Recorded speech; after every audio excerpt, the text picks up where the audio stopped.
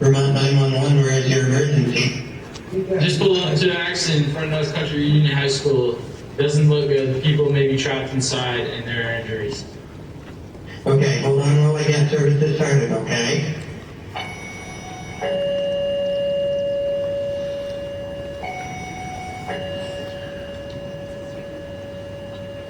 State Police, an Newport ambulance, respond to 209 Veterans Avenue for one motor vehicle accident with unknown injuries and unknown number of patients. There is entrapment. State Police off. Newport 2 State Police acknowledging and Thank you.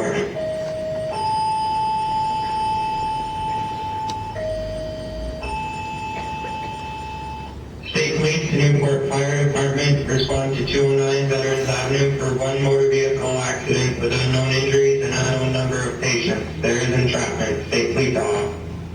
Newport Fire Department, acknowledging en route. 10-4, acknowledging en route. State Police to 1383, respond to 209 Veterans Avenue for one motor vehicle accident with unknown injuries and unknown number of patients. There is entrapment. State Police off. 10-4, 1383, 76.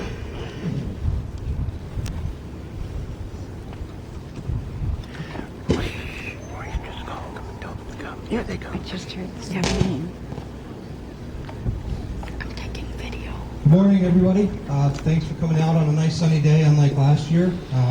So what you just heard was a 911 call placed for the event that you see unfolding in front of you, or as you're going to see unfold in front of you. So I'm Phil Brooks. I'm the Chief Deputy of the Orleans County Sheriff's Department. I'm going to talk through it today, explain a little bit of what's going on, talk about some stats, and what you're looking at, what's happening, and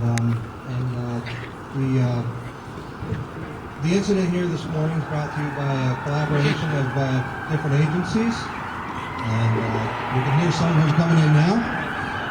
Newport Rotary Club, the Court Diversion, the high school, and most importantly, the Student Awareness, North Country Student Safety Awareness Group. So I'm going to sit back and let these groups come in, get in their places, and we'll talk through it a little bit as they go through.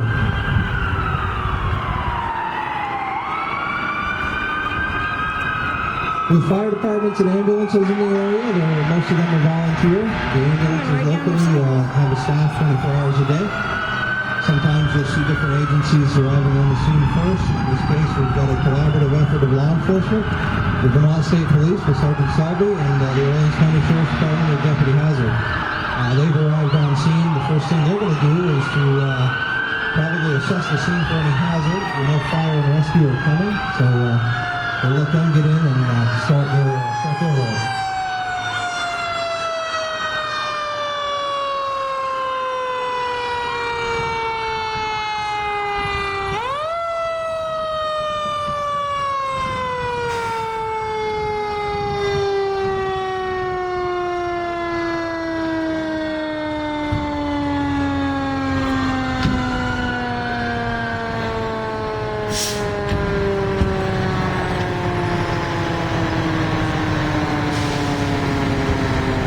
Given the nature of the call and the incident, and you heard the dispatch, there was unknown injuries, one vehicle when in fact there's two, so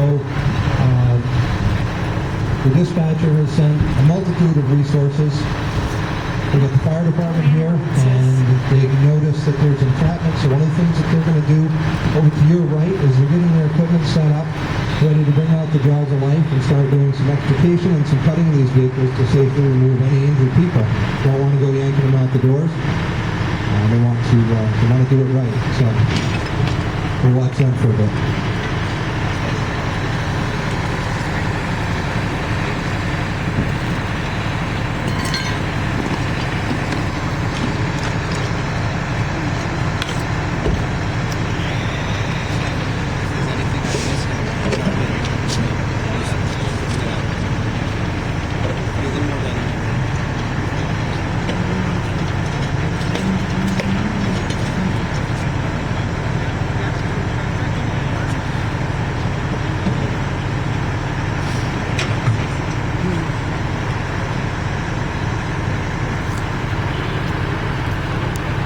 Got a bunch of things happening at the same time. Fire department's doing their job. Sergeant Selby from the state police over here has one of the drivers out of the vehicle. He's talking with him now. One of the things that's a possibility that he's screening him for is for alcohol. So he's going to do some dexterity tests and some tests to find out if maybe he's been drinking, and if ultimately that might have some effect on what happened here, or the cause of what happened here. Meanwhile, the fire department is getting set up with their equipment. They're going to operate the jaws of life. I'm sure that's a term we've all heard. Very specialized piece of equipment that's used for extricating and getting people out of hazardous situations.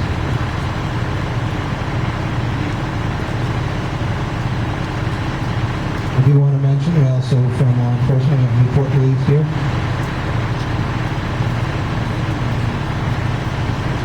Good morning, sir.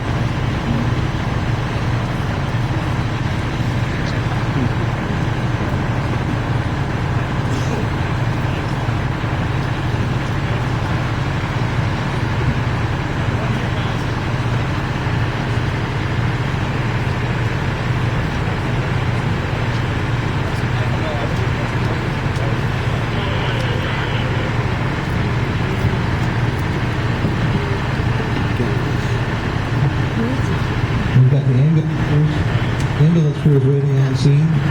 They're waiting for the fire department to make the scene safe here. Part of today's presentation, the mission of the Student Safety Awareness Group is to increase your awareness regarding the risks associated with alcohol and drug use while driving. I think what we're going to see over here to your left with Sergeant Selby is that he's got perhaps an impaired driver. Also, the purpose of this is to show you what happens when you don't wear seatbelts.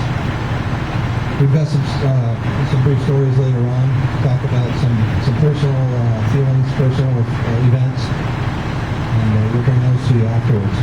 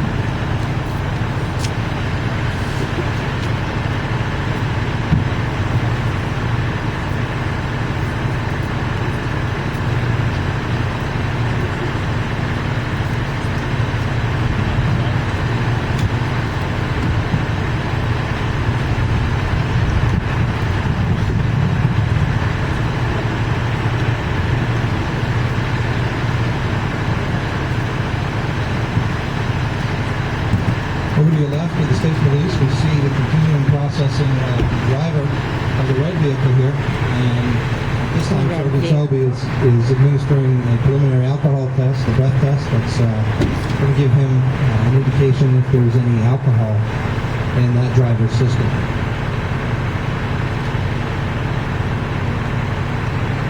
Some stats for you guys, percent of students in Vermont or the percent of students who have ridden with a drunk driver in the past 30 days.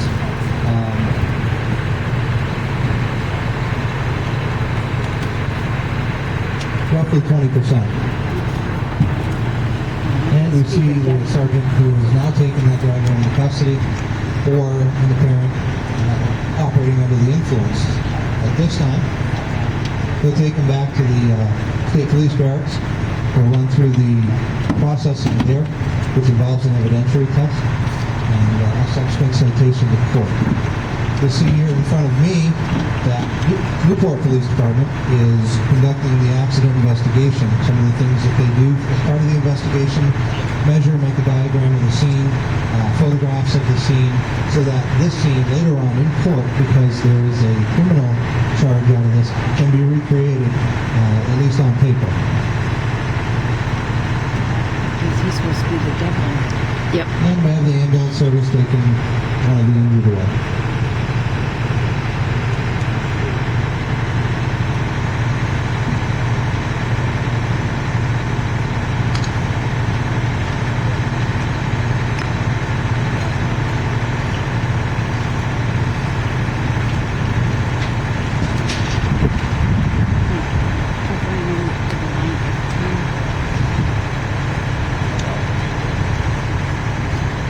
What we have in the vehicle here in the SUV in front of you is we have what appears to be a death involved in this crash.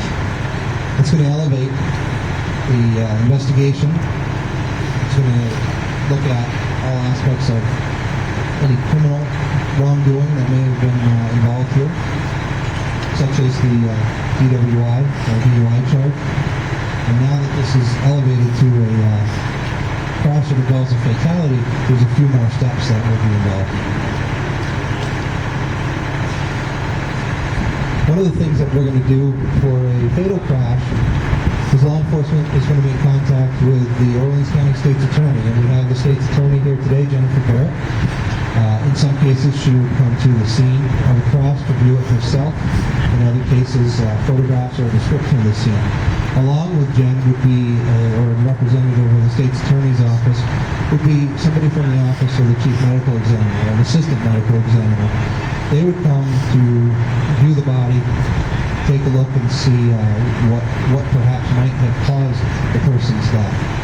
So we have those representatives here today who would wander and speak with the investigating officers and take a look at the scene for themselves, so that later on during the prosecution of anybody involved in this, they would have first-hand knowledge of it.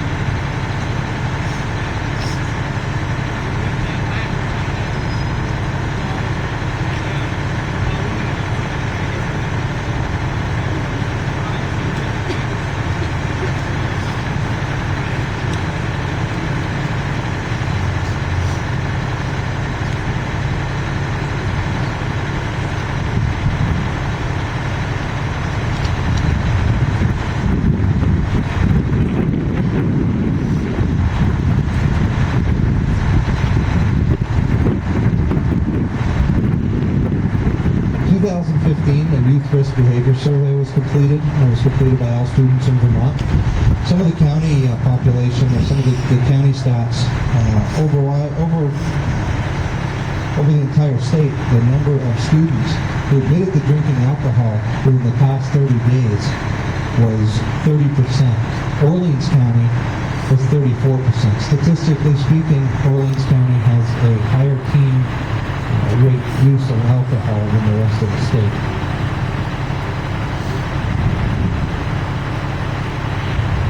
Keeping that in mind, when this weekend rolls around and the prom rolls around and the other high school in the county, their prom rolls around, keep that in mind. Keep this in mind of what you see in front of you. In the news just last week, there were two girls in, I believe it was New Jersey, that were killed in an alcohol-related accident on their way home from the prom.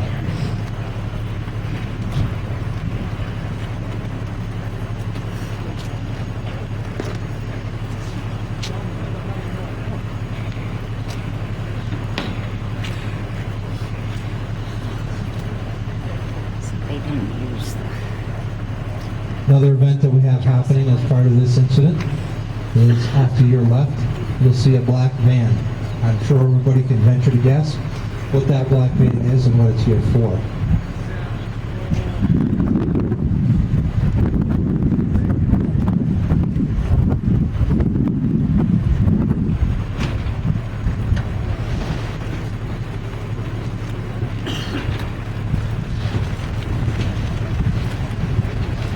Yep, there's the horse.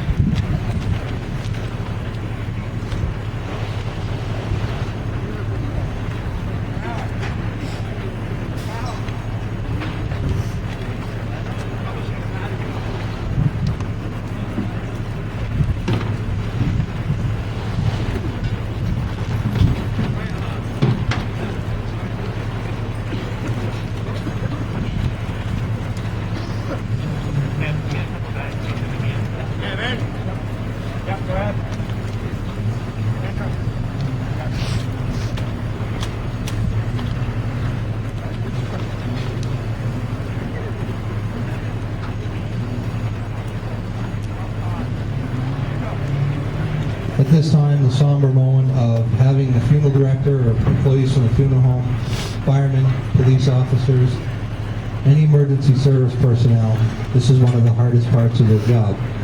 Well, it is part of the job. It's not something that we like to see every day, and picking up a body of a dead teenager out of a car is not the most pleasant thing.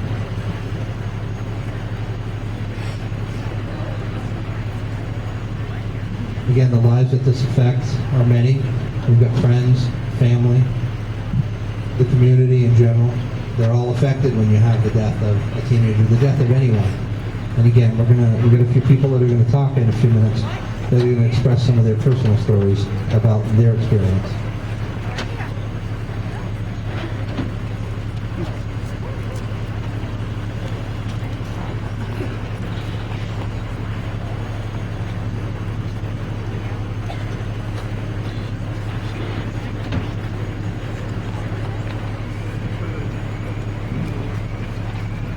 He's not coming back down.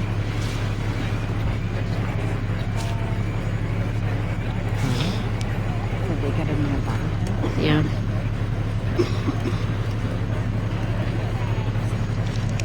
They're in the middle of putting him in the body bag. Go around the car? No.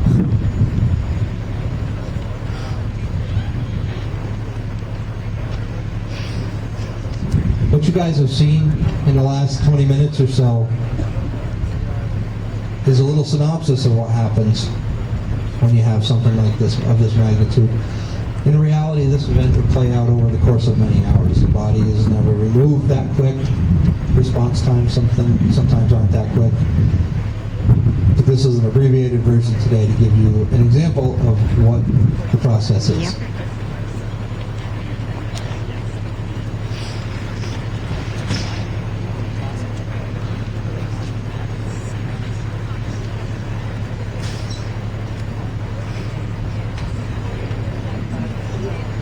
Come up inside that thing like they did that.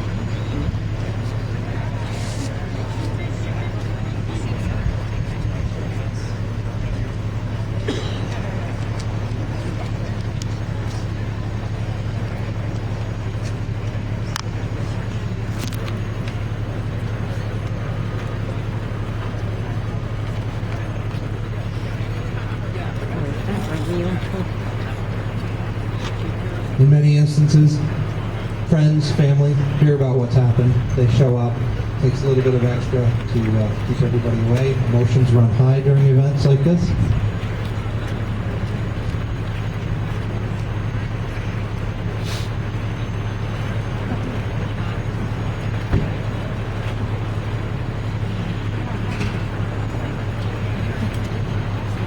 Drinking and driving just isn't worth it.